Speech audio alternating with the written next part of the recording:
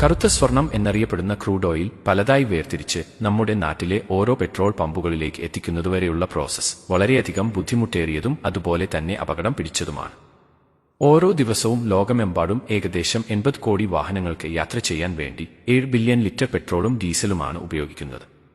ഈ പെട്രോളും ഡീസലും ഒക്കെ എങ്ങനെയാണ് നിർമ്മിക്കുന്നത് എന്ന് നിങ്ങൾ എപ്പോഴെങ്കിലും ചിന്തിച്ചിട്ടുണ്ടോ? ലോകത്തിൽ ഏറ്റവും കൂടുതൽ എണ്ണശേഖരം ഉള്ളത് അറബ് രാജ്യങ്ങളിലോ അമേരിക്കയിലോ ഒന്നുമല്ല, വെനിസുവേല എന്ന രാജ്യത്താണ് ലോകത്തിലെ 18% എണ്ണയും ഉൽപ്പാദിപ്പിക്കപ്പെടുന്നത്. കുഴിച്ചെടുക്കുന്നതിൽ ഇന്ത്യ ആകട്ടെ 24ാം സ്ഥാനത്താണ്. ഒരു ദിവസം മാത്രം 8 കോടി ബാരൽ എണ്ണയാണ് എല്ലായിടത്തുനിന്നുമായി ഉൽപ്പാദിപ്പിക്കുന്നത്. അതിന്റെ എത്രയോ ഇരട്ടി ഇനിയും ഭൂമിക്കടിയിലുണ്ട്. ക്രൂഡ് ഓയിലിൽ നിന്നുണ്ടാക്കുന്ന പെട്രോളും ഡീസലുമാണ് നമ്മൾ ഏറ്റവും കൂടുതൽ ഉപയോഗിക്കുന്നതെങ്കിലും അതിന്റെ ബൈ പ്രോഡക്റ്റുകൾ ഉപയോഗിച്ചാണ് പ്ലാസ്റ്റിക്കും ടാറും ടയറുകളും കോസ്മെറ്റിക്സും എന്തിന് പല മരുന്നുകൾ പോലും നിർമ്മിക്കുന്നത്. ഒട്ടിപ്പിടിക്കുന്ന രൂക്ഷമായ ഗന്ധമുള്ള കറുത്ത ദ്രാവകമാണ് ക്രൂഡ് ഓയിൽ. പെട്രോളും ഡീസലും നിർമ്മിക്കുന്നതിലെ റോ മെറ്റീരിയൽ. ഭൂമിക്കടിയിൽ വളരെ ആഴത്തിൽ മാത്രമാണ് ക്രൂഡ് ഓയിൽ കണ്ടെത്താൻ സാധിക്കുന്നത്. ലക്ഷക്കണക്കിന് വർഷങ്ങൾക്കു മുൻപ് ജീവിച്ചിരുന്ന ചെടികളും മരങ്ങളും മൃഗങ്ങളും ചെറിയ ജീവികളുമൊക്കെ മരിച്ചു മണ്ണടിയുകയും പതുക്കെ പതുക്കെ അവയുടെ മുകളിൽ മണ്ണിന്റെ നിരവധി ലെയറുകൾ രൂപപ്പെടുകയും ചെയ്യുന്നു. നൂറ്റാണ്ടുകളോളം ഈ ഓർഗാനിക് വസ്തുക്കൾ അവിടെ തന്നെ കിടക്കുകയും ഭൂമിക്കടിയിലെ ചൂടും പ്രഷറും കാരണം അവയ്ക്ക് രൂപമാറ്റം സംഭവിക്കുകയും ചെയ്യുന്നു. 2.5 കോടി വർഷങ്ങൾക്ക് ശേഷം ഇന്നത് ലോകത്തിനെ തന്നെ മുന്നോട്ടു നയിക്കുന്ന ഏറ്റവും വലിയ ഇന്ധനമായി നമ്മൾ ഉപയോഗിക്കുന്നു. കറുത്ത സ്വർണം എന്ന് വിളിക്കപ്പെടുന്ന ക്രൂഡ് ഓയിൽ ഭൂമിക്കടിയിൽ നിന്നും വലിച്ചെടുക്കാൻ വേണ്ടിയാണ് എണ്ണക്കിണറുകൾ നിർമ്മിക്കുന്നത്. എണ്ണശേഖരം കൂടുതൽ കണ്ടെത്തുന്ന സ്ഥലങ്ങളിൽ ഒരു മാസം തന്നെ 2000-ൽ കൂടുതൽ എണ്ണക്കിണറുകളാണ് നിർമ്മിക്കാറുള്ളത്. ഇതുവഴി കോടിക്കണക്കിന് ലിറ്റർ എണ്ണയാണ് പുറത്തേക്കെടുക്കുന്നത്.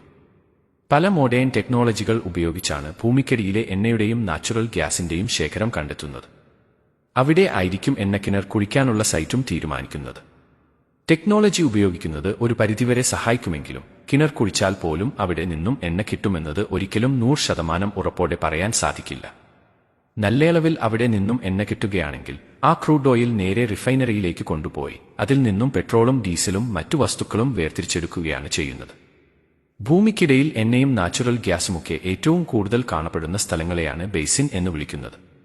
5000 മുതൽ 20,000 അടി താഴെ വരെ കോടിക്കണക്കിന് വർഷങ്ങൾ പഴക്കമുള്ള പാറക്കെട്ടുകളുടെ ഇടയിൽ ആയിരിക്കും ഇവ ട്രാപ്പായി കിടക്കുന്നത്. ഈ എണ്ണ കണ്ടെത്താൻ വേണ്ടി വലിയ പവറുള്ള എഞ്ചിനുകളുടെ സഹായത്തോടെ ഡയമണ്ട് ഘടിപ്പിച്ചിരിക്കുന്ന ഡ്രിൽ ബിറ്റുകളാണ് ഭൂമി തുറന്നുകൊണ്ട് താഴേക്ക് ഇറക്കിവിടുന്നത്. പക്ഷേ ഡ്രില്ലിംഗ് കാരണം വളരെ വലിയ അളവിലുള്ള ചൂടുണ്ടാകുന്നതുകൊണ്ട് തണുപ്പിക്കാൻ വേണ്ടി അതിനോടൊപ്പം തന്നെ തുടർച്ചയായി ഹൈ പ്രഷറിൽ വെള്ളവും പമ്പ് ചെയ്തുകൊണ്ടിരിക്കണം. ഈ വെള്ളം താഴെ ചെല്ലുമ്പോൾ ചെളിയും പാറക്കഷ്ണങ്ങളും ഒക്കെ മുകളിലേക്ക് ചീറ്റുന്നു.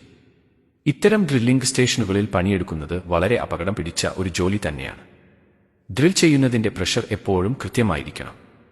പ്രഷർ കുറവാണെങ്കിൽ പാറ പൊട്ടിക്കാനാവില്ല, കൂടിപ്പോയാൽ ഡ്രിൽ പൊട്ടുകയും ചെയ്യും. മാത്രമല്ല ഡ്രിൽ ചെയ്യുന്ന സമയത്ത് എവിടെയെങ്കിലും ട്രാപ്പായി കിടക്കുന്ന ഗ്യാസ് പെട്ടെന്ന് പുറത്തേക്ക് വന്ന് പൊട്ടിത്തെറിക്കാനുള്ള സാധ്യതയുമുണ്ട്. അതും സൂക്ഷിക്കണം.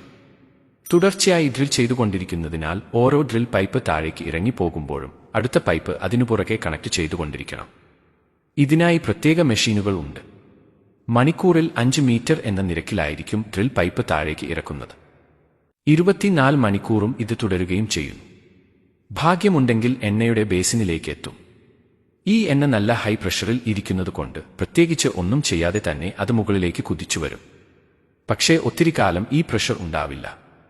അതുകൊണ്ട് നിരന്തരം ഓയിൽ വലിച്ചുകൊണ്ടിരിക്കാൻ വേണ്ടി വലിയ പ്ലഞ്ചർ പമ്പുകൾ ഉപയോഗിക്കാറുണ്ട്. ഒരു സിറിഞ്ച് പോലെ ഇത് ഓയിലിനെ മുകളിലേക്ക് വലിച്ചെടുക്കുകയാണ് ചെയ്യുന്നത്. കിണറിന്റെ അടിയിൽ നിന്നും പൈപ്പ് വഴിയാണ് എണ്ണ മുകളിലേക്ക് എത്തുന്നത്. ഇങ്ങനെ പല കിണറുകളിൽ നിന്നും വരുന്ന എണ്ണ ഒരു വലിയ കണ്ടെയ്നറിലേക്കാണ് നിക്ഷേപിക്കുന്നത്. ഇവിടെ വെച്ച് എണ്ണയുടെ കൂടെയുള്ള കാർബൺ ഡയോക്സൈഡും ഹൈഡ്രജൻ നാച്ചുറൽ ഗ്യാസും വേർതിരിച്ചു മാറ്റുന്നു. ഇനി ബാക്കി പ്രോസസ്സിംഗ് നടത്താൻ വേണ്ടി ഈ ഓയിലിനെ വലിയ പൈപ്പുകൾ വഴി ഓയിൽ റിഫൈനറികളിലേക്ക് എത്തിക്കും. ഈ ഓയിൽ മുഴുവൻ കൈകാര്യം ചെയ്യാൻ വേണ്ടി റിഫൈനറികളുടെ ഉള്ളിലും ആയിരക്കണക്കിന് കിലോമീറ്റർ നീളമുള്ള പൈപ്പിംഗ് കൊടുത്തിട്ടുണ്ടാവും. ലോകമെമ്പാടുമുള്ള റിഫൈനറികളിൽ ഇങ്ങനെ 9 കോടി ബാരൽ എണ്ണയാണ് ഒരു ദിവസം പ്രോസസ് ചെയ്യുന്നത്. റിഫൈനറിയിലെ കാതറപ്പിക്കുന്ന ശബ്ദം കാരണം ചെവിക്ക് പ്രൊട്ടക്ഷൻ ഇല്ലാതെ അവിടെ ജോലി ചെയ്യുന്നത് ചിന്തിക്കാൻ പോലുമാവില്ല. പലതരം ഹൈഡ്രോകാർബണുകളുടെ ഒരു മിക്സ്ചർ ആണ് ശരിക്കും ക്രൂഡ് ഓയിൽ എന്ന് പറയുന്നത്. ഈ ഹൈഡ്രോകാർബണുകളുടെ വെയിറ്റും വ്യത്യസ്തമായിരിക്കും. പ്രോപ്പൈൻ ആണ് ഏറ്റവും വെയിറ്റ് കുറഞ്ഞത്. ടാറിനാണ് ഏറ്റവും വെയിറ്റ് കൂടിയതും. നേരത്തെ തന്നെ നീക്കം ചെയ്ത ഹൈഡ്രജൻ സൾഫേറ്റ് ഗ്യാസിനെ കെമിക്കൽ റിയാക്ഷൻ വഴി സൾഫർ ആക്കി മാറ്റുന്നു. ഇതാണ് പിന്നീട് വളമായിട്ട് ഉപയോഗിക്കുന്നത്. ഇനി ക്രൂഡ് ഓയിലിനെ 370 ഡിഗ്രി സെൽഷ്യസ് വരെ ചൂടാക്കി ഒരു ഡിസ്റ്റിലേഷൻ ടവറിന്റെ അടിയിലേക്ക് പമ്പ് ചെയ്യുന്നു. ഇത് നീരാവിയായി ടവറിന്റെ മുകളിലേക്ക് ഉയരും. അവിടെ വെച്ച് തണുത്ത് കഴിയുമ്പോൾ ഇതിന്റെ മോളിക്യൂളുകൾ കണ്ടൻസ് ആകാൻ തുടങ്ങുന്നു. ഏറ്റവും വെയിറ്റ് ഉള്ള മോളിക്യൂളുകൾ ടവറിന്റെ താഴെയും വെയിറ്റ് കുറഞ്ഞ പെട്രോളിന്റെ നാഫ്തലിന്റെ മോളിക്യൂളുകൾ മുകളിലുമായി ശേഖരിക്കപ്പെടും. അവിടെ നിന്നും ഓരോന്നിനെയും പൈപ്പുകൾ വഴി അതാത് സ്ഥലങ്ങളിലേക്ക് മാറ്റുന്നു. ഒരു ബാരൽ ക്രൂഡ് ഓയിൽ പ്രോസസ് ചെയ്യുമ്പോൾ അവസാനം കിട്ടുന്നതിലെ 45% പെട്രോളാണ്. 25% ഡീസലും 10% മണ്ണെണ്ണയും ചെറിയ അളവിൽ ബാക്കി കുറച്ച് പ്രോഡക്റ്റുകളും ആണ് കിട്ടുന്നത്. പ്രോസസ് ചെയ്തെടുത്ത പെട്രോളിന്റെ ക്വാളിറ്റി അറിയാൻ വേണ്ടി അതൊരു എഞ്ചിനിൽ ഒഴിച്ച് പ്രവർത്തിപ്പിച്ചു നോക്കും. ടെസ്റ്റ് ചെയ്തതിന്റെ റിസൾട്ട് ലാബിൽ നിന്ന് റിഫൈനറിയിലേക്ക് കൊടുക്കുകയും എന്തെങ്കിലും പോരായ്മകൾ ഉണ്ടെങ്കിൽ അതിനനുസരിച്ചുള്ള മാറ്റങ്ങൾ വരുത്തുകയും ചെയ്യുന്നു. അങ്ങനെ എല്ലാം ഓക്കെ ആയിക്കഴിഞ്ഞാൽ പ്ലാന്റിൽ നിന്നും പെട്രോളിനെ അണ്ടർഗ്രൗണ്ട് പൈപ്പുകൾ വഴി ഒരു ഫില്ലിംഗ് സ്റ്റേഷനിലേക്ക് വിടും. ഇവിടെ വെച്ചാണ് ഇത് ടാങ്കർ ലോറികളിൽ നിറയ്ക്കുന്നത്. എന്നാൽ ടാങ്കറിനുള്ളിൽ പെട്രോൾ നിറയ്ക്കുന്നത് കാറിനുള്ളിൽ പെട്രോൾ അടിക്കുന്നതിനേക്കാൾ വളരെ അപകടം പിടിച്ച ഒരു കാര്യമാണ്. ലോഡിങ്ങിന്റെയോ അൺലോഡിങ്ങിന്റെയോ സമയത്ത് എന്തെങ്കിലും ഒരു പിഴവ് സംഭവിച്ചാൽ തീപിടുത്തത്തിനുള്ള സാധ്യത വളരെ കൂടുതലായിരിക്കും. ട്രക്കിന്റെ മെറ്റൽ ബോഡിയിലെ സ്റ്റാറ്റിക് ഇലക്ട്രിസിറ്റി കാരണം സ്പാർക്ക് ഉണ്ടാവാനും ചാൻസ് ഉണ്ട്. അതുകൊണ്ട് ലോഡ് നിറയ്ക്കുന്നതിന് മുൻപായി ആദ്യം തന്നെ ഒരു കേബിൾ ഉപയോഗിച്ച് ട്രക്കിനെ ഗ്രൗണ്ട് ചെയ്യണം. ഓവർഫ്ലോ ആകാതിരിക്കാനുള്ള സെൻസറുകളും ആക്ടിവേറ്റ് ചെയ്യുന്നു. രണ്ടാമതൊരു പൈപ്പിന്റെ സഹായത്തോടെ പൊങ്ങിവരുന്ന പെട്രോളിന്റെ നീരാവിയെ വലിച്ചെടുക്കും. അല്ലെങ്കിൽ അത് അന്തരീക്ഷം മുഴുവൻ പരക്കും. ഇങ്ങനെ ഓരോ ദിവസവും ഏകദേശം 4 കോടി ലിറ്റർ പെട്രോൾ ആണ് ലോകമെമ്പാടും ഇത്തരം ട്രക്കുകൾ വഴി ട്രാൻസ്പോർട്ട് ചെയ്യുന്നത്. അതാണ് നമ്മൾ വളരെ എളുപ്പത്തിൽ പമ്പുകളിൽ നിന്നും വാങ്ങി അടിക്കുന്നത്. ഇനി നിങ്ങൾ വണ്ടിയിൽ എണ്ണയടിക്കുമ്പോൾ ഇത് ഇവിടെ എത്തിയത് അത്ര എളുപ്പമായിരുന്നില്ല എന്നുകൂടി ഓർക്കണം.